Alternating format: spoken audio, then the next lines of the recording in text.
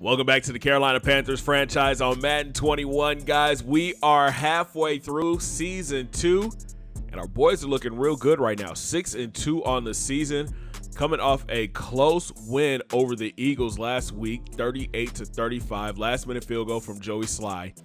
But what a difference a year makes, man. This team has gone from bottom dwellers of the NFL to being one of the top teams in the league. And I think this young man has a lot to do with it. Justin Fields having a spectacular rookie season.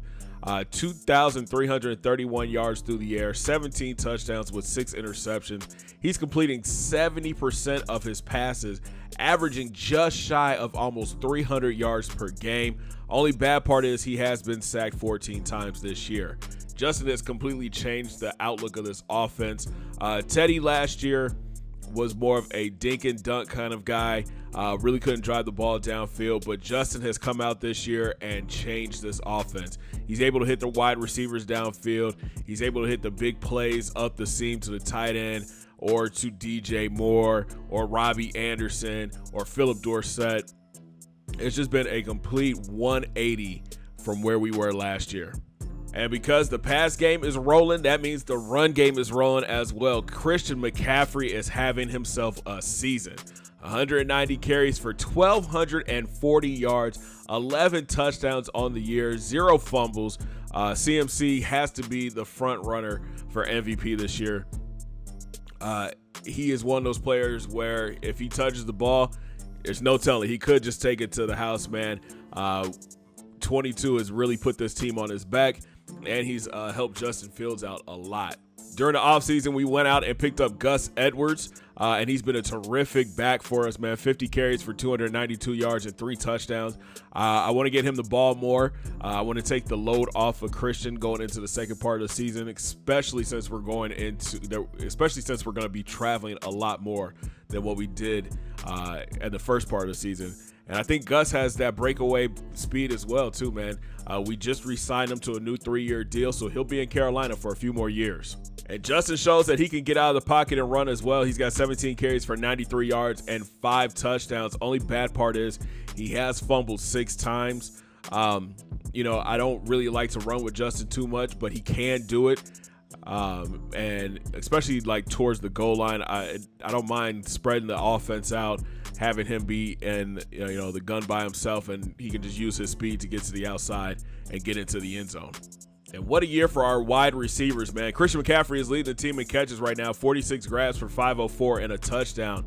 Philip Dorsett has been a great find for us. 42 grabs, 697 yards, 3 touchdowns on the year.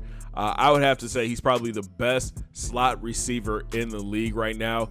His contract is up after this year. We'll have to take a look and see how much he's looking for, because I would love to have him back. DJ Moore is on his way to another 1,000-yard season, 33 grabs, 662 yards, and 9 touchdowns. Only thing is, man, he's dropped the ball a lot this year. It does not tell us that, but I know in at least one game he had 3 drops. He's come out and said he's frustrated about not getting the ball as much, but when you've got 9 touchdowns, bro, you cannot complain right now.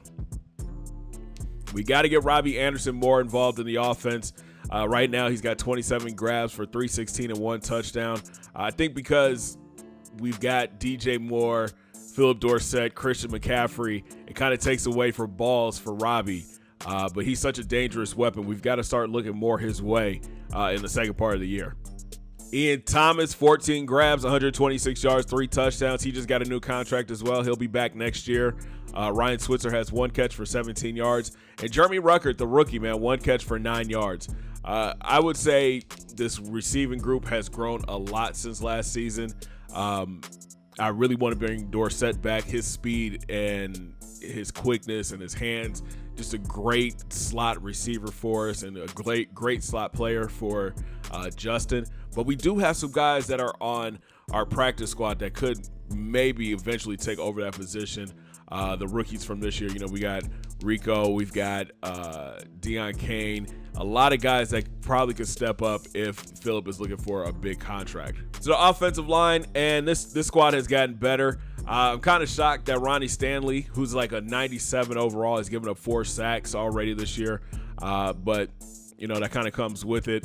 Taylor Moton, his sacks are down. He's only given up 2. And then look at this, man. Paredes is only giving up 1. Daly's only giving up 1. Schofield, Osemele, and Spencer Brown only 1 sack. That was a major concern for us last year, was this offensive line. I think Teddy was sacked somewhere between 30 and 40 times last year. But I think with Osemele coming in this offseason and solidifying that left guard spot, and then Spencer Brown moving inside to right guard, our offensive line is going to be good moving forward. Another concern, though, Osemele's contract is up at the end of the season. He's going to be older.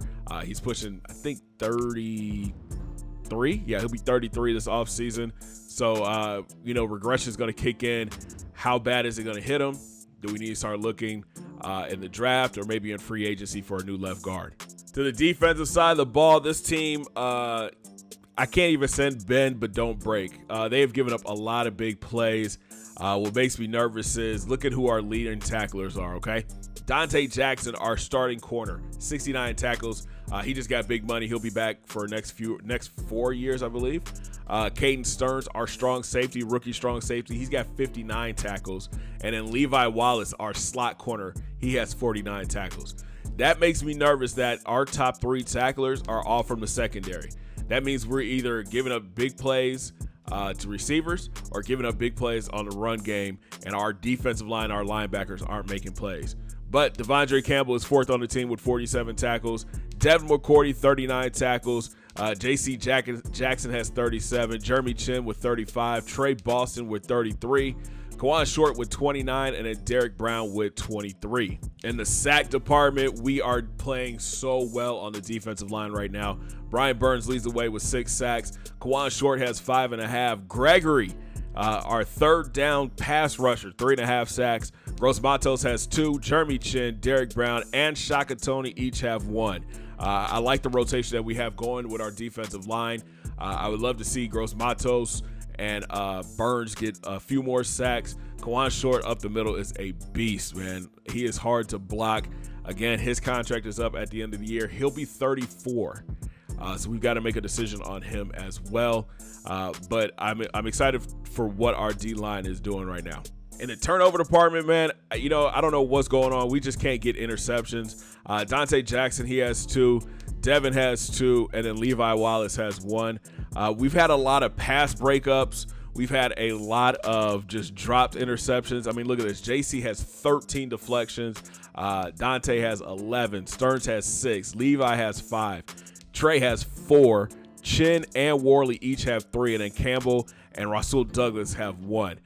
Just think about if they would actually catch these interceptions, how game-changing that would be for us. But, this team is playing – the secondary is playing not bad. I wish we could, shut down the pass a little bit more. I think that all comes down to pass rush, and, we're more of a man-cover defense. We got beat a lot against the Eagles and the Giants on slant. So I'm thinking that I might just start bringing down my safeties to play that over the middle position of the field a little bit better, or even dropping my linebackers a little bit deeper. Forced fumbles, Levi has 1, Trey has 1, Kawan Short, Gross Matos, and Derek Brown, they each have 1. Recoveries, we haven't recovered any fumbles. That's not true because Levi recovered 1 and took it to the house. Defensive touchdowns, I think Levi has the only defensive touchdown from a fumble last week. Kicking game, Joey Slye, man, having a great year again. 10 of 11 on field goals. His longest is 51 this year, and he's perfect for extra points. Just a strong leg kicker, man, and he gets the job done. We've punted 13 times with Pilardi for 584 yards. He's got 3 inside the 20, and he averages about 41 yards a kick. In the return game, Rico Busey, not bad, man. I would love to see, the ball get past the 30 on every return, but he's doing a good job, averaging 23 yards per return, 39 returns for 895 yards. So he's a solid returner for us as a true rookie. And then in the punt game, Ryan Switzer, 16 returns for 103 yards. I would love to see the punt return team get a little bit better as well, but I think Switzer's doing a great job. Taking a look at the team stats, and our offense is putting up some big numbers. They have the #1 total offense in the NFL as of today. I believe we are second in passing yards behind the Falcons. We should be number one in rushing yards, by a large amount over the Raiders. We're averaging 36 points per game. That's insane. Passing touchdowns, we have 17, and that puts us in the top 10. Rushing touchdowns, we have 19. That's the number one rushing game in the league. And as far as first downs, we are number one. So the offense is putting up great numbers. The problem is on defense. The Rams have the best defense right now, and we are tied. We are at the bottom of the list. We are bottom two. Just the Dolphins have a worse total offense. Or the Dolphins have the worst defense as far as total yards in the league. Giving up passing yards, we're number one. We give up the most passing yards in the NFL. Almost 3,000 yards, guys. That's insane. But we are shutting down the run. We are second when it comes to rushing yards, 572 yards. I'm probably sure we've given up the most points. Yeah, we're tied for most points given up with the Dolphins. That's insane to be, 6-2, and we've given up the second most points in the NFL. That means we're doing something right on offense. We've got top 10. We're top 10 probably in sacks. 20 sacks, so that puts us in the top 10. Fumbles, we aren't even on the list, and interceptions, we're probably not on the list as well. The Dolphins have the most interceptions. Interesting. While we're here, let's take a look at the yearly awards right now. Two Panthers at the top, man. CMC and Justin Fields. Not too far behind Trevor Lawrence, the rookie from the Giants, Baker Mayfield, Matt Ryan, Lamar Jackson, Cam, Drew Brees, Dak Prescott, and Carson Wentz. Coach of the year right now, Frank Reich. He's 6-1 with the Colts. John Gruden, 6-2 with the Raiders. And there's Matt Rule, 6-2 with the Panthers. So if the season was to end today, Christian McCaffrey would be your offensive player of the year in the NFC. Also on this list, Justin Fields. Trevor Lawrence is second. Defensive player of the year, that's going to go to Aaron Donald for sure. I don't think we have anybody on this list for defensive player of the year. Offensive rookie of the year, Trevor Lawrence is having a great year, man, but Justin Fields is not too far behind. I think if Justin could get the team to the playoffs, he should be offensive rookie of the year. Also on this list, Master Teague III from Ohio State. Anybody else? Trey Sermon from Ohio State, Tarvius Whitlow, Trey Reagans, and Journey Brown. On the defensive side of the ball, Jalen Twyman from Tampa Bay. Right now he's the lead for defensive rookie of the year. You've got Dylan Moses, Caleb Farley, Chaz Surratt, and then you've got Caden Stearns from the Panthers, the strong safety from Texas, and that's it. This is something you're going to see for the next few years, man. Trevor Lawrence and Justin Fields going back and forth for best QB in the NFC. You got best running back, of course, Christian McCaffrey. DJ Moore, best wide receiver in NFC. That's a good look. Philip Dorsett is also on this list. He's in at 5. DJ ahead of Julio, Mike Thomas, Justin Jefferson, D-Hop, Ty Lockett, Golden Tate, Russell Gage, and Terry McLaurin. That's a good look, man. Best offensive lineman, Zach Martin from the Cowboys, but Stanley isn't too far behind. Best defensive lineman, you've got Aaron Donald. Anybody from us? Yep, Kawan Short. He is 10th on the list. I'm surprised Spider-Man isn't up there. Best linebacker, Jalen Smith. A couple of Bears players. No Panthers, though. In the secondary, best DB, Logan Ryan, Malcolm Jenkins, Jaheir Alexander, Eddie Jackson, Desmond Trufant, and then Dante Jackson from the Panthers is 6th on this list. Wow, that's just disrespectful. Jason Sanders, best kicker in the NFC. Joey Sly in at 6. He's only missed one field goal. It's good to see Carolina get in love with the awards, but we still have a long season ahead of us. We are 6-2 and in our bye week, but things are about to get crazy at the end of the season. As soon as we get done, we return home to take on the Cowboys. Then we hit the road for 3 tough games. We have to go to New England to take on the Patriots, go to Tampa Bay to take on the Bucks, head to Atlanta to take on the Falcons. Our last home game is Week 14 versus the Buccaneers, and then another 3-game road trip. We got the Bills, Cardinals, and Saints. So it's not going to be easy to close out the rest of this year. 2 home games in the last 8 games of the season. That's crazy, man. That's crazy. So here's a look at the standings in the NFC as of today. The Panthers, the number 1 team in the NFC with a 6-2 record. The Cowboys right behind us, 5-2. Buccaneers are 5-2 as well. Then you've got the Vikings, Packers, Giants, and Bears in at 4-3. The Lions and Falcons are 4-4. And then the Rams, Eagles, Saints are 3-4. Cardinals are 3-5. Worst team in the NFC right now, the San Francisco 49ers. Overall standings in the NFL, the Browns sitting at 6-1 on the year. Panthers 6-2, Colts 6-1, Raiders are 6-2, Jets, Cowboys, Buccaneers 5-2, Ravens are 5-3, and then the Broncos, Chargers, Vikings, Packers, Giants, Bears, Titans 4-3. So that bottom half, man, those 4-3 squads, they're going to be battling for those last playoff spots. All we have to do is just keep winning, man. We keep winning, we're going to get a first round bye. And home field advantage in the NFC, and that's really what we want, man. We want Bank of America. Everybody have to come through Bank of America Stadium. So we are focused on this season right now, man. Season 2 has turned out to be so great for the Panthers, but going into the offseason, we're going to have a lot of decisions to make.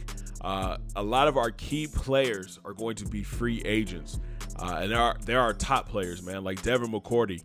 He'll be 35 this offseason, man. And I'm concerned about the speed and the regression. Right now, again, he's an 88 overall, 89 speed, 87 zone, 85 pursuit, 90 play rec.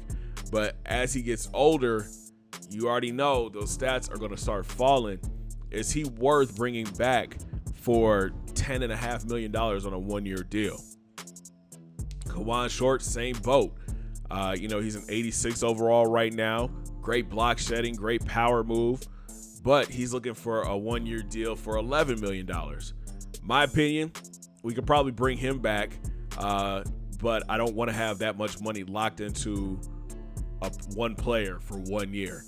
He's looking for $11 million for 1 year. That's just a lot. I think we might lose out on Robbie Anderson this offseason, man.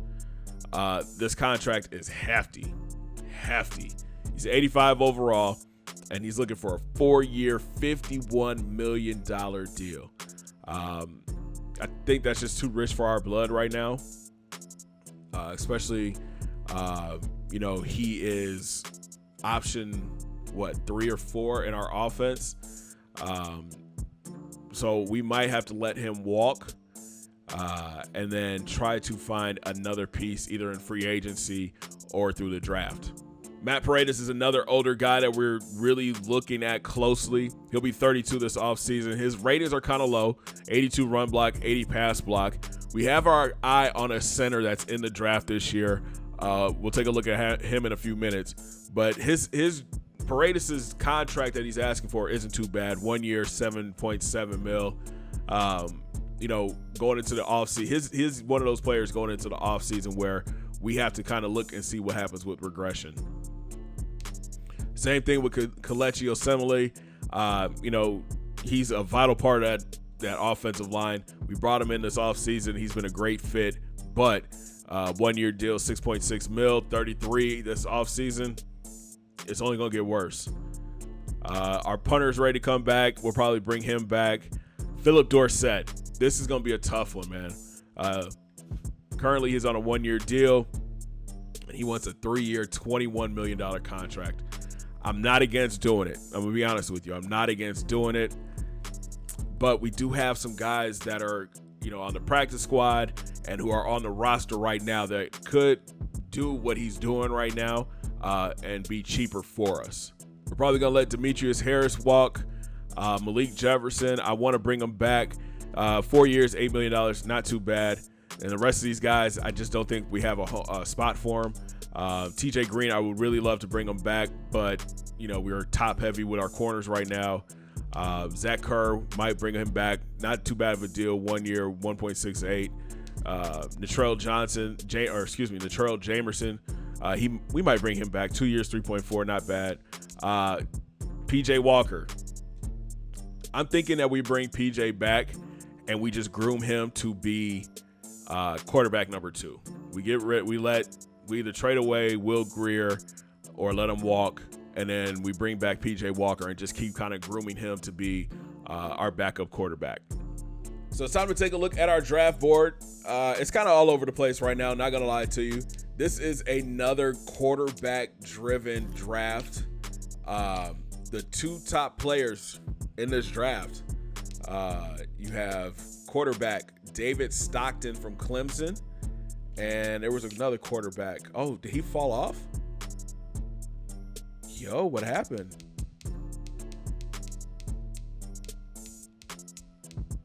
There was an Ohio State quarterback here, and he's no longer here. I wonder what happened. Did he move positions maybe? I don't know. That's crazy, though. But here's a look at the draft board. Your best available. David Stockton from Clemson. They could have back-to-back number 1 picks at quarterback. A left tackle, Sammy Porter from San Diego State.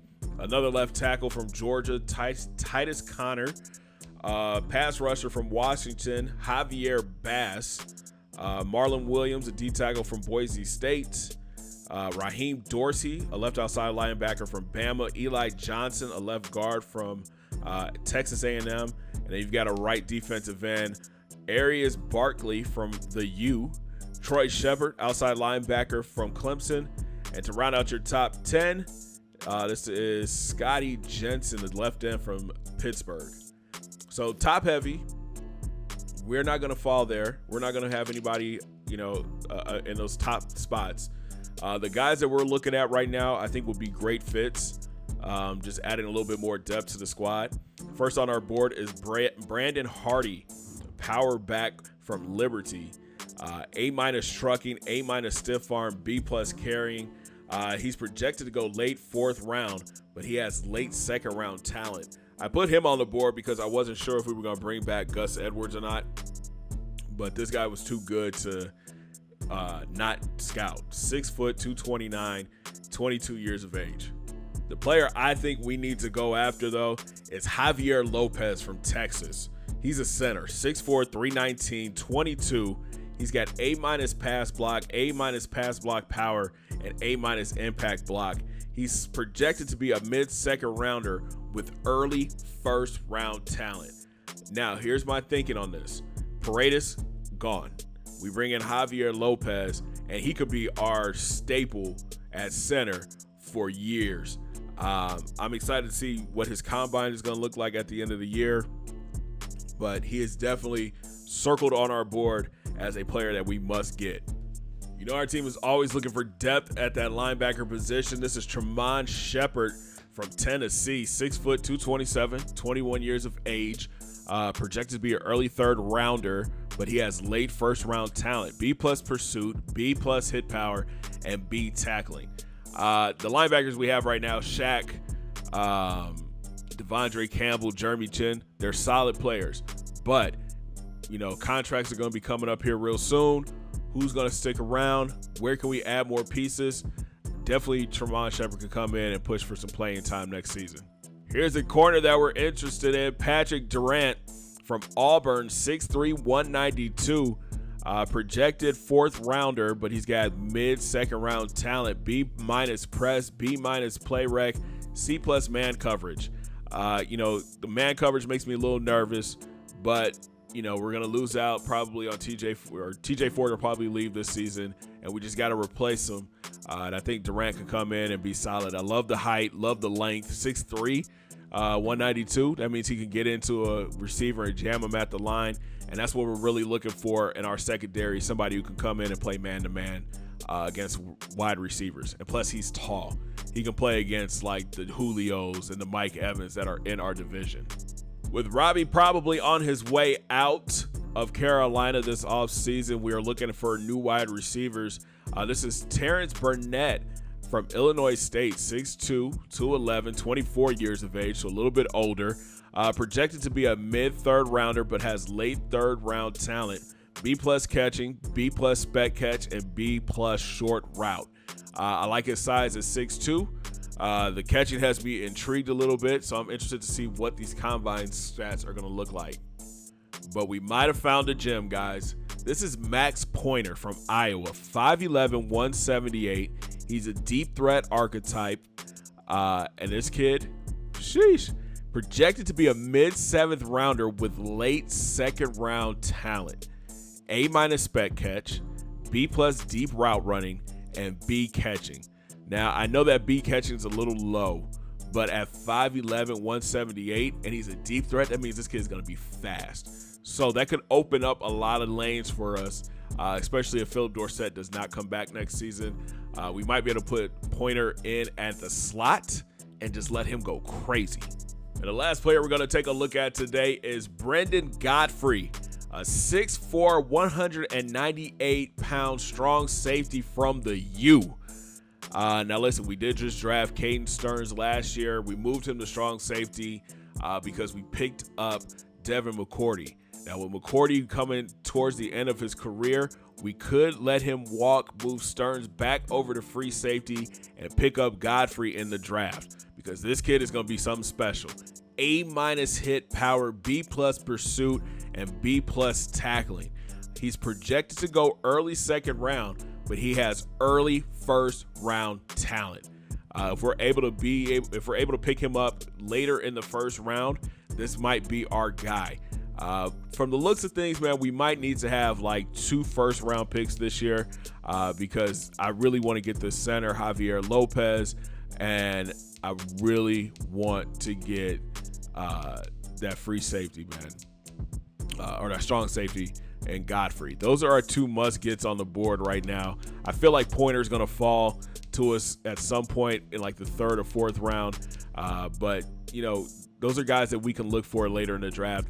We don't have too many picks this year. We traded a lot of our picks. We have a 1st round pick and a 2nd round pick, but then we don't have anything in the middle. No 3s, no 4s. We got a 5, a 6, and 2 7s. So it's going to be important for us to make some moves in the offseason to try to pick up more draft picks. That way we can get younger on the team and get more depth through the draft. So that's going to wrap it up for the bye week, guys. We are at home this week for one of our 2 last home games of the season, and we're getting ready to take on the 6-2 Cowboys. Dak, Zeke, Amari Cooper, DeMarcus Lawrence. It's going to be a tough game, man, but this should be fun. If you guys are excited for it, make sure you smash that thumbs up button. Subscribe if you're brand new. Don't forget to ring that bell. Join the Noti Squad. And make sure you guys hit those links down in my description. Follow your boy on Facebook, Twitter, and IG. And come through and join the Discord fam for exclusive content. And we'll talk from Bank of America Stadium as we get ready to take on the Cowboys. Have a great day, guys. 2 fingers in the air. Peace.